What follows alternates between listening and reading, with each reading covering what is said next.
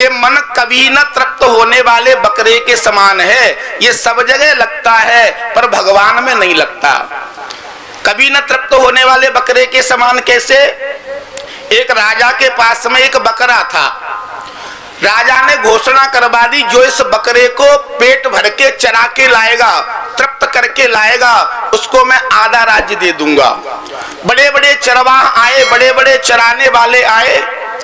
आदमी सोच लेते थे कि बकरा को अपने खेत में छोड़ देंगे, 1 बीघा खेत ही तो खराब हो जाएगा, आधा राज्य तो मिल जाएगा। बकरा को खेत में छोड़ देते हैं, बकरा हरी हरी घास चरता है और शाम को जब चरा के लाते हैं चराने वाले, बकरा का पेट फूल जाता है खा खा के, और राजा के सामने जब लाते हैं तो राजा कहता है कि ये बकरा अभी भूखा है। तो चराने वाले कहते हैं महाराज इसके पेट को तो देखो। तो राजा ने कहा पेट से कुछ नहीं होता, घास लेके आओ, घास इसके सामने डालो, अगर घास नहीं खाएगा तो ये तृप्त हो गया, और घास खा रहा है तो इसका मतलब भूखा है। राजा ने घास मंगाई, बकरा के सामने डाली, बकरा ने फिर घास खाना शुरू कर दिया।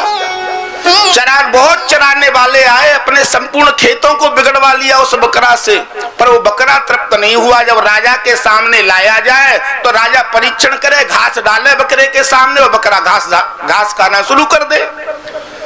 अब एक कोई विवेकी पुरुष आया, उसे पता चला कि राजा ने ये शर्त रखी है कि आधा राज्य दूंगा जो इस बकरा को तृप्त करके लाएगा। तो उस विवेकी पुरुष ने बकरा को पकड़ा और अपने हरे खेत में जाकर के खड़ा कर दिया, और जैसे ही बकरा ने घास खाना शुरू किया तो उस आदमी ने बकरा के मुंह में डंडा मारा। जितनी बार बकरा घास की तरफ मुंह करता है, वो आदमी बकरा के मुंह में धड़ाक से डंडा दे देता है। सुबह से शाम तक बकरा के मुंह में 1000 डंडा पड़े। रोजाना तो घास खाता था, पेट फूल जाता था, आज पेट पीठ से लग गया, उसने कुछ नहीं खाने दिया, और बकरा को राजा के सामने ले आया। बोले महाराज इस बकरा को मैं ऐसा चरा के लाया हूँ, आज के बाद में ये घास खाना तो दूर, घास की तरफ देखेगा भी नहीं, कर लो परीक्षण। राजा ने घास मंगाई, और घास मंगा के जब बकरे के सामने डाली तो बकरा देखने लगा उस आदमी की तरफ, और बकरा ने सोचा कि अगर मैंने घास में मुंह मारा तो डंडा फिर पड़ेगा। बकरा मुंह फेर के खड़ा हो गया। तो ये बकरा और कोई नहीं है, अपनी इंद्रियां ही ये बकरा है। देखना इंद्रियों के न घोड़े बढ़े, इनमें हरदम जो संयम के कोड़े पड़े, अपने रथ को सुमार्ग लगाते चलो, कृष्ण गोविंद गोपाल गाते चलो। राजा परीक्षित ने कहा महाराज ये मन कभी न तृप्त होने वाले बकरे के समान है, ये भगवान में ही नहीं लगता और सब जगह लगता है, ये मन भगवान में कैसे लगे? तो श्री सुखदेव जी महाराज ने राजा परीक्षित को 4 सूत्र दे दिए। जितासनो जित श्वासो जित संगो जितेंद्रिय। राजन मन को अगर बस में करना चाहते हो तो सबसे पहले जितासनो, आसन को जीतो, आसन पर बैठने का अभ्यास करो। जिसको आसन पर बैठने का अभ्यास नहीं है, जिसने आसन को नहीं जीता है, वो अपने जीवन में कोई भी साधना नहीं कर सकता। आसन को जीतो। आसन 2 प्रकार के होते हैं, एक आंतरिक आसन, एक बाह्य आसन। आंतरिक आसन महर्षि पातंजलि ने योग सूत्र में 84 प्रकार के बताए हैं, और बाह्य आसन मृगचर्म का हो सकता है, कुशा का हो सकता है, ऊन का हो सकता है, कंबल का हो सकता है। आसन पर बैठने की आदत डालो। जिस व्यक्ति को आसन पर बैठने का अभ्यास होता है, वही व्यक्ति मन को कंट्रोल कर सकता है, वही व्यक्ति मन को वश में कर सकता है। 2 काम बिना आसन के कभी नहीं करने चाहिए। एक तो भोजन बिना आसन के नहीं करना चाहिए, और भजन बिना आसन के नहीं करना चाहिए। पहला सूत्र जितासनो, और दूसरा सूत्र है जित श्वासो, श्वास को जीतो। प्राणायाम के द्वारा श्वास को जीता जाता है। रेचक, कुम्मक और पूरक 3 प्रकार के प्राणायाम होते हैं। मन को बस में करने का प्राणायाम से बढ़िया और कोई उपाय नहीं है, पर ध्यान रहे प्राणायाम योग्य गुरु के सानिध्य में करना चाहिए, नहीं तो प्राणायाम हमें योगी की जगह पर रोगी बना देगा। भक्ति मार्ग में श्वास को कैसे जीते?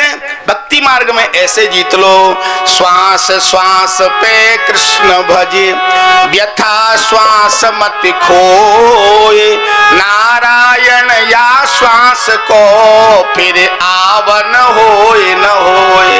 श्वास श्वास पर भगवत नाम उच्चारण करो, भगवान का नाम लो, ये भी श्वासों को जीतना है महाराज। दूसरा सूत्र जित श्वासो, तीसरा सूत्र दिया जित संगो, संग को जीतो।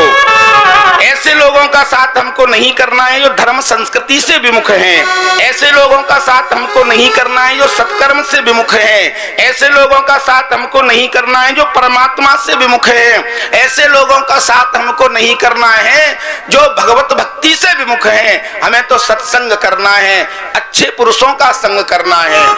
सत्संगति से गुण मनुष्य के अंदर आते हैं और कुसंग से अवगुण मनुष्य के अंदर आते हैं, इसलिए सत्संग करना चाहिए, अच्छे लोगों का संग करना चाहिए, कुसंग कभी नहीं करना चाहिए। गोस्वामी तुलसीदास जी ने तो रामचरितमानस में यहाँ तक लिख दिया है कि एक तरफ नरक मिल रहा हो और एक तरफ दुष्टों का संग मिल रहा हो तो नरक में चला जाए पर दुष्टों का साथ नहीं करे। क्यों? क्योंकि नरक में जाने से तो पाप क्षीण होता है और दुष्टों का साथ करने से पाप बढ़ता है। तुलसीदास जी ने लिखा है, बरो भलवास नरक करता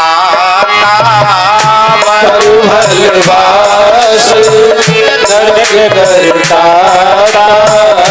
बरो भलवास नरक करता, बरो भलवास नरक करता, दोष्ट संगो जने देई विधाता, दोष्ट संगो जने देई विधाता।